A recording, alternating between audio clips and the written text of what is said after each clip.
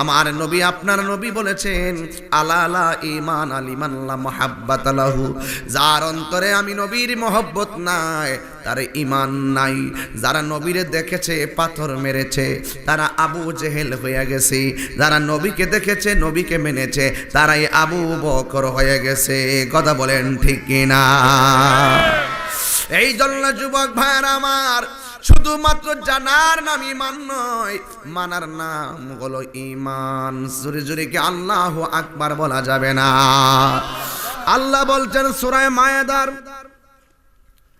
15 নম্বর আয়াতের কিয়দাংশের মধ্যে আমার আল্লাহ রাব্বুল আলামিন বলে দিয়েছেন, অবশ্যই তোমাদের কাছে আমি আল্লাহর পক্ষ থেকে এসেছে নূর, এই জন্য আমার নবী হলো নূর।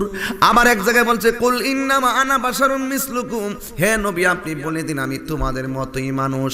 ওরে বাবা, আমরা যেই মানুষ আমার নবী সেই বশর নয়, আমার নবী হলো নূরি বশর। কথা বলেন ঠিক কিনা?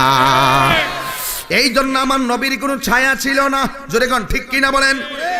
এ যুবক অনুরোধ করে বলে দিয়ে যায়, আমার নবী আপনার নবী রাহমাতুল লিল আলামিন। সূরা মায়েদার বার করছেন দেখে আছে,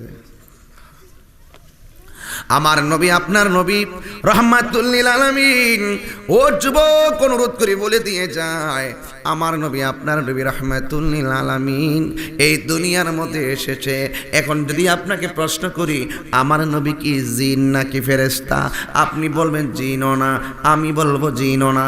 আপনি বলবেন ফেরেশতা না, আমিও বলি ফেরেশতা না। এই জন্য আমার নবী মানুষের, আমার নবী এই দুনিয়াতে আসে মানব জাতির কাছে আল্লাহর দেওয়া বিধানগুলো প্রচার করবেন। এই জন্য আমার আল্লাহ রাব্বুল আলামিন আমাদের রাহমাতুল লিল আলামিনকে মানব কুলেই পাঠিয়েছেন। কথা কোন ঠিক কিনা?